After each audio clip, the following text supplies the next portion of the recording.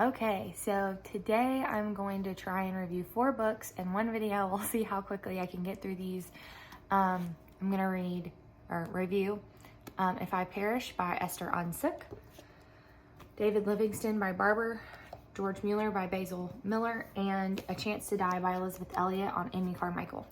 And I'll start with this one. This is going to be in place of another book I won't be reviewing because of the controversial nature. Because of its controversial nature. But anyway, it's been a while since I've read this, but it has made a big difference in my life and continue to be a favorite as I've read other books.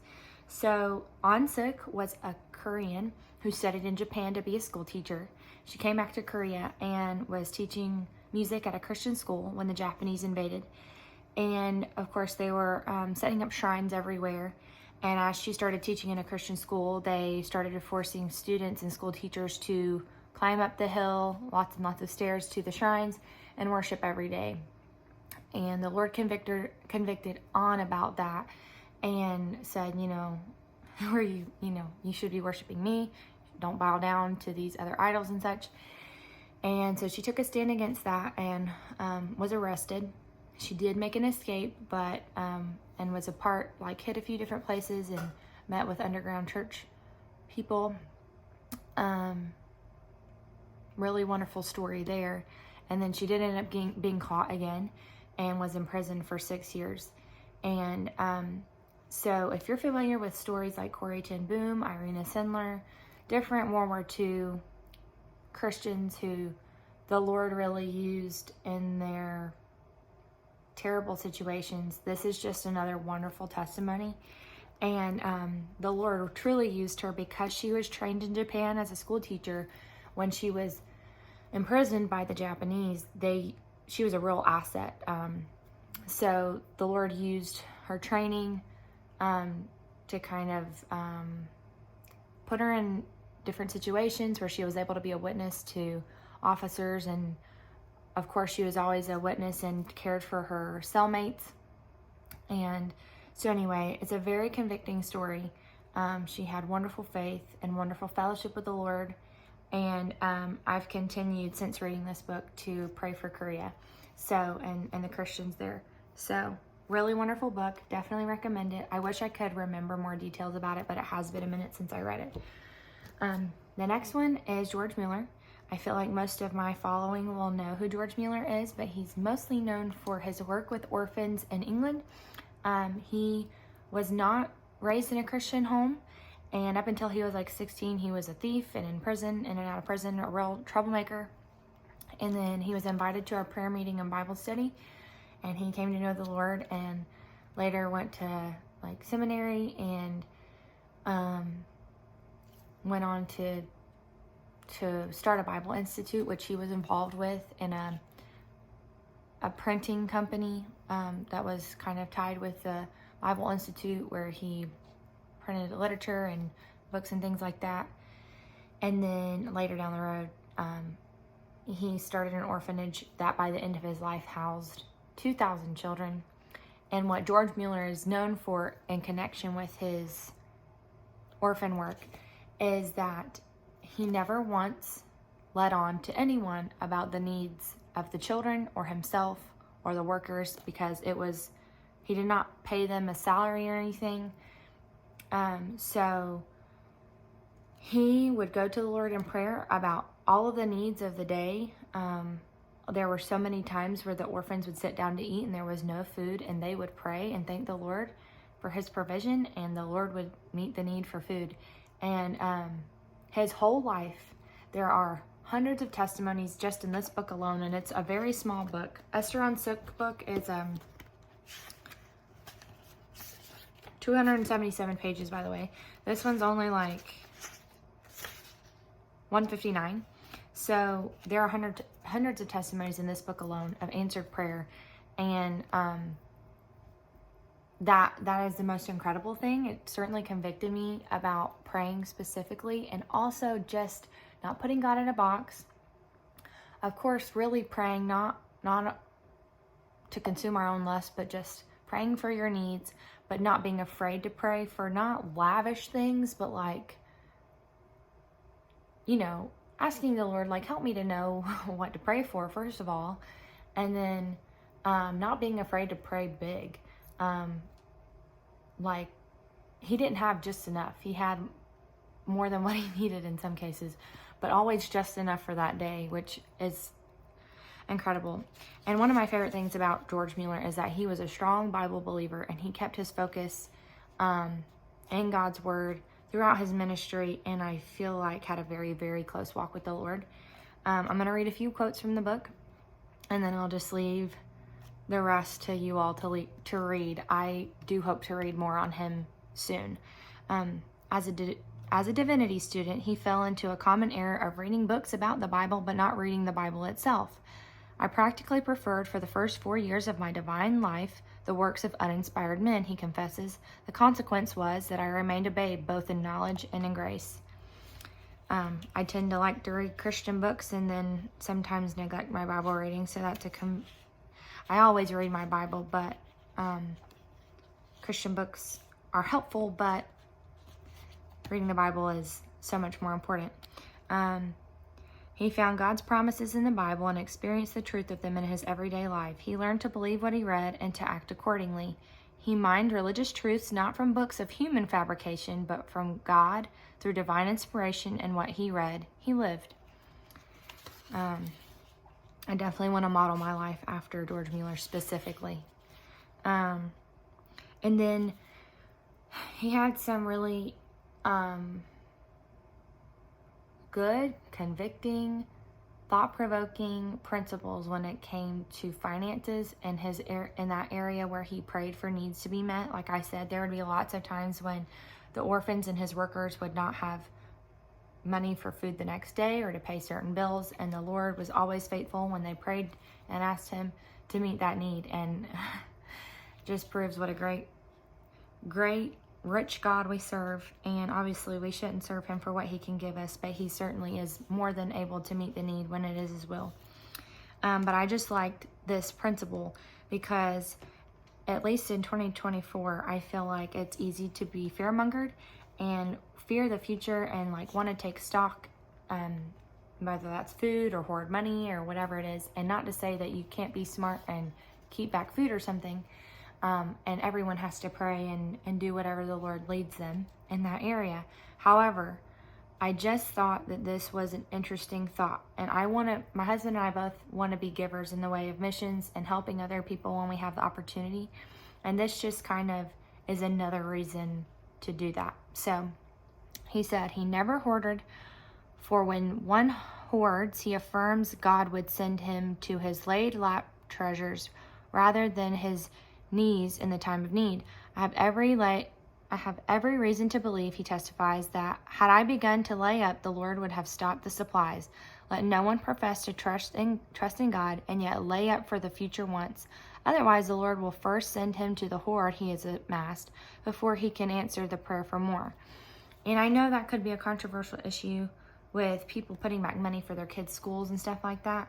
But I just think that's a really interesting principle, that if we give as we should and don't set aside money for future wants, that the Lord will be faithful to give us what we need. And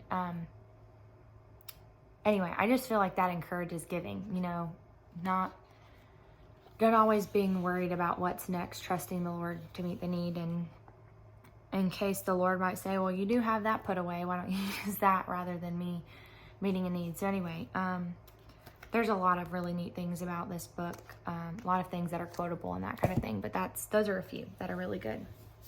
David Livingston. Oh my goodness. I knew some basics about him, like just a few, obviously that he was a missionary in Africa, that he died praying on his knees, that he was a doctor, but oh my word, like underrated. I feel like I don't hear him. I mean, who talks about David Livingston? We should. He's amazing. So he did. First of all, he had a wonderful upbringing and relationship with his family, and he was definitely a prodigy of his time. He did so much work for Africa, was a pioneer like nobody I've ever read about, and discovered Victoria Falls, was recognized by royalty and Charles Dickens. One of my things that made me laugh about this book is when he came back to England, I believe it was England, everyone knew who he was, because he was doing some very, very groundbreaking work in Africa, and a lot of people knew he was. It's so interesting. Most of the people that I read about were solely like ministry minded, and what he did was also ministry. He definitely witnessed to hundreds of tribes. However, he was also like a botanist and a zoologist. I know that sounds funny. I've heard from a zoologist that you don't say zoologist, it's zoologist, so I'm going to say it right. Don't come at me. Zoologist. And he was a surveyor and knew how to chart. I mean, I guess that's what surveyors do, like chart landscapes, and like incredibly talented.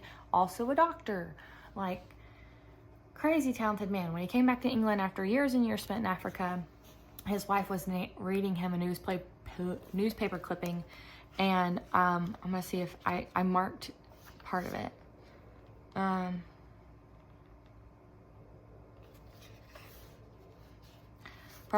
From a London newspaper, Mary, trying not to smile, read David the review of his book, because David Livingston put together a huge, like 600, 700, 800-page book on Africa and all of his findings, which is very expensive. It's like $200, but maybe one day, if I'm upon a lot of money and don't have, anyway, that's one of those things we should probably give to missionaries instead of buying a $200 book. But anyway, so that was the biggest rabbit trail ever. This reviewer says it's a narrative of great dangers and trials encountered in a good cause by an honest and courageous man as ever lived. David Livingston said, "Who would write such puffery?" Charles Dickens. Charles Dickens would write such puffery. I feel like that's a flex. I say that a lot. I think it's kind of a funny term. Very noteworthy. Loved the Lord, was a wonderful missionary, and then just a genius on all sides, it seems like. This isn't as personal of a book. Like I don't feel like it has as many of his like quotes and things like that. Like I love, my favorite types of missionary biographies or autobiographies are where they just are very personal. And this is, to a degree, it just doesn't have like tons of clippings of his own writing or anything like that. But it is really, really good. And I want to read more on him. Pretty much everybody I've read I would like to know more about. So that's a good thing, right? So the last one I'm going to review, and this is going to be my longest book review, but you can skip if you want, is A Chance to Die by Amy Carmichael. If you can find this particular copy, I would, because it has really, really neat pictures of like Amy and the people she worked with and the children she worked with and her family and her home that are not those pictures are not included in newer editions. So get this one if you can, or if you know me and are local, I will be happy to let you borrow it. So there you go. I knew about Amy Carmichael. I did a book report on her in school about how she was a missionary to Indian girls who were being prostituted in Hindu temples, and how as a child she cried about not having blue eyes, and how she had brown eyes, and how the Lord later used that because she was able to rub coffee grounds on her skin and blend in with the Indians, and that was part of how she was able to rescue the Indian girls, is because she blended in with them. So I knew that was a story that I feel like that's what most people know about Amy Carmichael. However, I was not familiar with her Irish background, her ministry from such a young age, and her strong conviction. She's also kind of a booger to deal with, as I imagine being her parent would have been maybe a struggle at times. She worked in Japan. She worked in Ceylon, which I'm still confused about Ceylon in India. And then she worked in India. And I say I'm confused about that because I think Ceylon is part of India. I'm so confused on that. But anyway, she worked a lot of places. One of the things that I thought was super neat early on was she heard Hudson Taylor speak as a teenager, and that's one of the things that kind of encouraged her in her missionary endeavors. And I don't know how many other single female missionaries I know that much about. I guess Esther on Sook was single when she was in prison, but she did later get married and everything. Amy Carmichael died single, so that's interesting. I'm going to read a few quotes. what she is mostly known for is her work with children. She kind of had what I would call an orphanage type situation, convent, whatever, with girls and boys for the latter 30-40 years of her life, and that was her big work. But she did a lot before that too. She was also very sickly a lot of her life. All of the missionaries I've read about, except for George Muller, I don't know that he struggled physically as much as David Livingston struggled with sickness the entire time he was in Africa. Just about everybody I've read about, Jim Elliot, Elizabeth Elliot, Nate Saint, well, no, not Saint, he was pretty healthy. Anyway, a lot of people struggle on the mission field, and a lot of their time is spent bedridden, which is just gotta be frustrating. But anyway, one of the quotes she said, "What seemed to be overwhelming did not overwhelm her, for she believed that there was nothing she could not expect his wondrous kindness to do. He has been so kind about other things that we cannot doubt that he will care for this too." I just thought that was a sweet quote. She had a very tidy, very strict schedule. She was a very orderly person. This book is written like a research paper and can be dry from time to time. It was hard for me to get through. It's still interesting. The information is good, but it goes on quite a bit about India and what's going on politically at the time, which is not as interesting to me, but I know can be important information. Another quote was, all that pleases is but all that pleases is but for a moment. All that grieves is but for a moment. Nothing is important but what is eternal. And I think that's worth keeping in mind.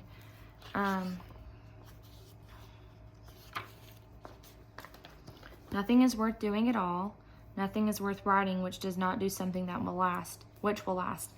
And she kind of had a Quaker type mindset. She was very, very much about self-denial and never let on to very many people at all about her personal feelings regarding anything at all. She had some really weird practices, that I don't know, having read more about her, that I could have worked with her. But anyway, this is getting to be a long video. We must remember that it is not by interceding for the world in glory that Jesus saved it. He gave himself. Our prayers for evangelization of the world are but bitter irony so long as we only give our superfluity and draw back before the sacrifice of ourselves.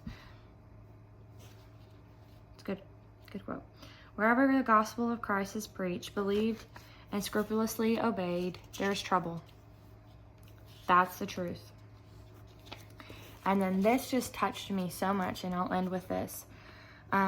So she had been praying about a way to reach the temple girls who were being prostituted, and it was just super, super hard to get to them. There was a lot of guards, and anyway, so the Lord led out of a temple a little girl, it's believed by an angel, and she had heard about Amy Carmichael, and said, somebody had said that Amy Carmichael was the kidnapper, and for whatever reason, this little girl got the notion that is exactly where I need to be. And so she traveled several miles with somebody that they couldn't find, and found Amy Carmichael. And